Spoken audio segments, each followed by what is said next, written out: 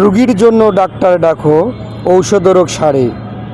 যেদিন ডাক্তারের ধরবে রোগ, কে বাঁচাবে তারে। আজকে আপনি সমাজে স্মাগলার, চাঁদাবাজি, সন্ত্রাসী, খুনি, বিভিন্ন খারাপ কাজের সঙ্গে জড়িত থাকেন। মানুষ আপনাকে ভয় পায়, তাই আপনি সমাজে বুক ফুলে নিজেকে সুপুরুষ হিসাবে, শক্তিশালী দানব হিসাবে উপস্থাপন করেন। মানুষের জমিন, অর্থসম্পদ দখল করে আপনি আত্মসাৎ করছেন। আসলে আপনি কি জানেন, আপনি একদিন রোগী হবেন, সেই দিন আপনি আর ডাক্তার খুঁজে পাবেন না। তাই বলি, সময় থাকতে ভালো হয়ে যান, কারণ সব কিছুরই শুরু এবং শেষ আছে। রাতের পরে যেমন দিন আছে, দিনের পরে আবার রাত আছে।